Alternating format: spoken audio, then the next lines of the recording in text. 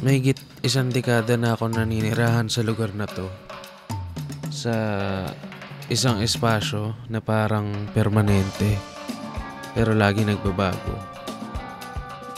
Ang mall na literal na nasa likod bahay ko ay parang gutom na halimaw na walang tigil sa pagkain ng hangganan nito at ng komunidad.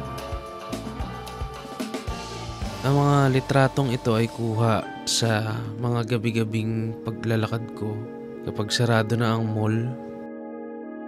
Sa mga tahimik na sandaling ito, natatagpuan ko ang aking mga subjects.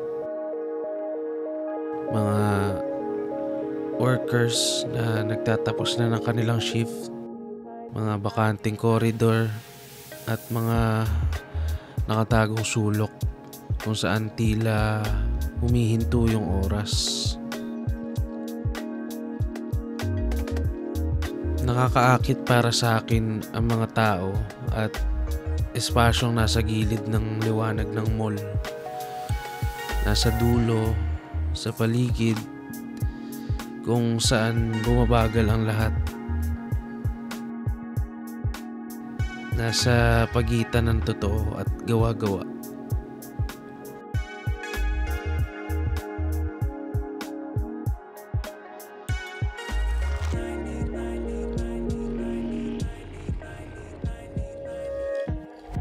Sa likod ng mall ay may maliit na simbahan, katabi ng isang pagawaan ng mga rebulto.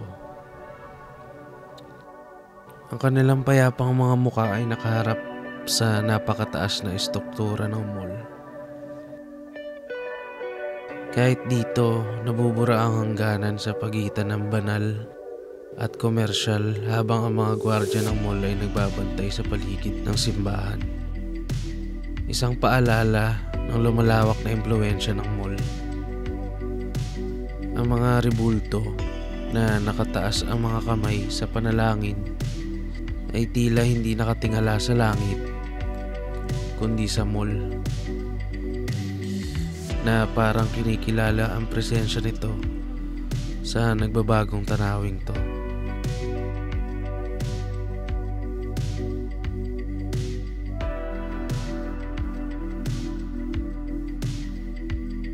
Sa dating pinakamalaking mall sa Asia, may nakatagong shortcut na dinadaanan ng mga trabador papunta sa isang maliit na komunidad na hindi nakikita ng mga mallgoers. Dito sila kumakain ng mga pagkain, nag-yosi at bumibili ng energy drink para sa susunod nilang shift. Pagkatapos magsara ng mall, nauupo ang mga sales lady. Minsan may hawak na beer. Nakaalis ang mga takong at nakapaang nakasayad sa lupa. Mahigit isang dekada na ako nakatira dito at may kakaibang pakiramdam ng pribilehiyo sa pagiging bahagi ng ganitong transitional space. Salamat sa panonood. Isa tong ongoing project kung saan dinodokumento ko ang aming sariling neighborhood at kung paano ito nagbabago.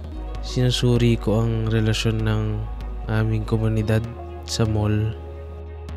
Ang tanging panghinayang ko lang ay hindi ko ito nasimulan ng mas maaga at di ko rin nagawa ng mas consistent. Isa tong learning at relearning journey. May experience ako sa paggamit ng camera, pero sa pagkakataong to, ginagamit ko itong tool bilang personal na paraan para mapakita kung ano yung mga nakikita ko. Pero ayun, salamat ulit sa panonood. Gaya na sabi ko, isa tong ongoing project, kaya patuloy pa rin ako magde-document. Thank you.